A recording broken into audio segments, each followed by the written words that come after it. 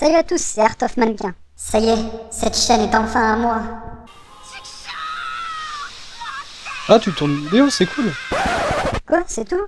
T'es pas vexé que je fasse une nouvelle émission sur ta chaîne afin d'assouvir ma vengeance? Bah ouais, fais-toi plaisir, mec.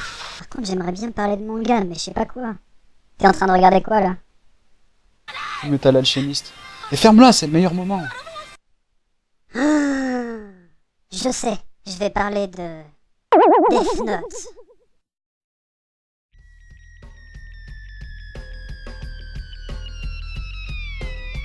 Dans mes vidéos, je vous parlerai surtout de manga et de comics, comme par exemple des anecdotes peu connues, des théories, ou tout simplement vous faire découvrir tel manga ou tel comics, vous donner mon avis, etc. Aujourd'hui, j'ai décidé de vous parler de Death Note, qui est easy dans le top 3 de mes mangas préférés. Si tu ne connais pas Death Note, c'est que tu as été cryogénisé, alors laisse-moi te raconter l'histoire.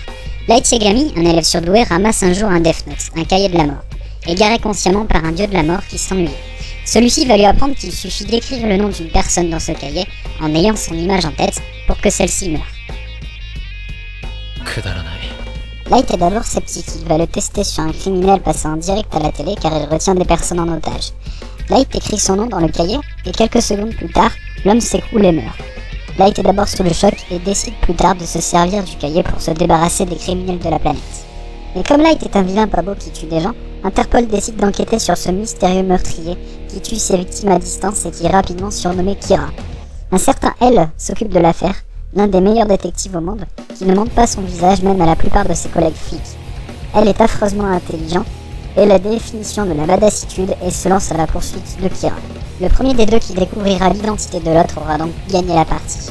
Ce manga se différencie des autres par son message ultra puissant et par les questions qui reviendront tout le long du récit. Le monde idyllique de Light est-il possible? Qui est-il pour juger si telle ou telle personne doit mourir pour ses actes? Est-ce que punir un criminel en le tuant ne fait pas de Light un criminel? Gonflé d'orgueil, se considérant comme le porteur de la justice, Light va tenter d'éradiquer le mal de la Terre et sous le poids de ce pouvoir va sombrer petit à petit dans la folie et va se prendre pour un dieu. Il va pas hésiter à manipuler son entourage pour arriver à ses fins et à tuer ceux qui se mettent sur son chemin.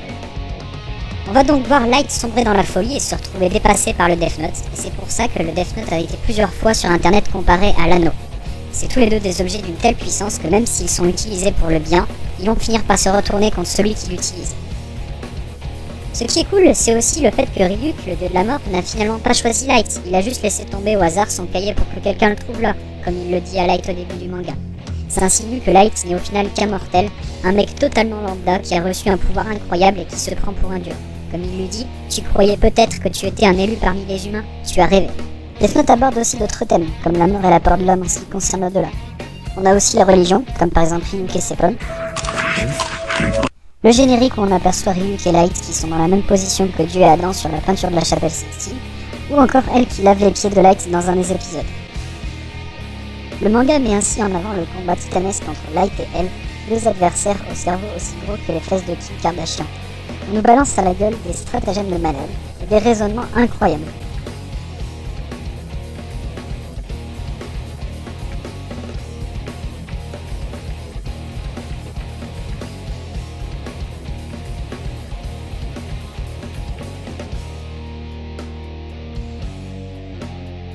Et pour finir en beauté, voici 10 faits qu'il faut absolument savoir pour pouvoir se la péter.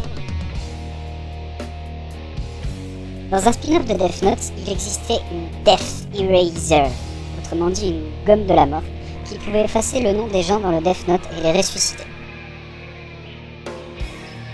Le manga Death Note a été banni dans plusieurs pays, notamment en Chine pendant un temps. Plusieurs gamins ont été jugés pour s'être procurés des cahiers Death Note et pour avoir écrit à l'intérieur le nom de personnes qu'ils détestaient, comme par exemple des collègues de classe ou des profs. Mais au final, aucune charge n'a été retenue contre eux. Et pour celle-ci, on reste sur le thème des fans un peu tarés, puisqu'en Belgique, un corps a été retrouvé découpé en plusieurs morceaux, avec une feuille sur laquelle était marqué « Watashi wa Kira », je suis Kira. On ne sait absolument rien de l'auteur, comme pour elle, personnage auquel il s'identifie d'ailleurs. Les seules infos dont on dispose, c'est qu'il s'appelle Tsugumi Oba et qu'il est né à Tokyo. Elle et Light sont totalement opposés. Durant tout le manga, on nous démontre qu'ils sont les parfaits contraires. Et cette opposition va très loin, même au niveau des ordinateurs, puisque elle utilise un Mac et Light un PC Windows. Vous avez sûrement dû remarquer que elle tient absolument tout du bout des doigts. On pense que c'est pour éviter de laisser des empreintes digitales un peu partout. Simple habitude d'inspecteur, je suppose. A l'origine, les personnages de Nier et Melo avaient leur nom inversé. Nier avait le physique de Melo et Melo avait le physique de Nier. Une erreur a été faite au début et n'a jamais été corrigée. Le vrai nom de elle, qui n'est dévoilé qu'à la toute fin, est Lowlitz. Nier et Melo, quant à eux, s'appellent Night River et Mirail Kill. D'ailleurs, pour rester sur le thème des origines, elle serait un quart japonais, un quart anglais, un quart russe et un quart français ou italien. Les créateurs ont affirmé que dans l'univers de Death Note, il n'y avait ni enfer ni paradis. Les humains qui meurent vont à Mu, qui signifie le néant. Il y a d'ailleurs une théorie à propos de Death Note qui voudrait que les humains qui utilisent le cahier de la mort subissent une fois qu'ils sont décédés la même mort et la même souffrance que toutes les personnes qu'ils ont tuées, une par une et pour l'éternité. Et enfin, un tout petit détail qui aurait absolument tout changé.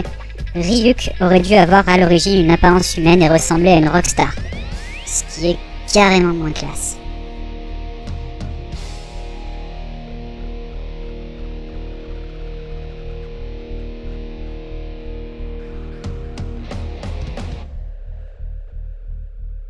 Si tu as aimé cette vidéo d'un professionnalisme à couper le souffle, et si tu trouves les vidéos d'Art of Kuro ridiculement mauvaises comparées à celle-ci, tu peux t'abonner à la chaîne.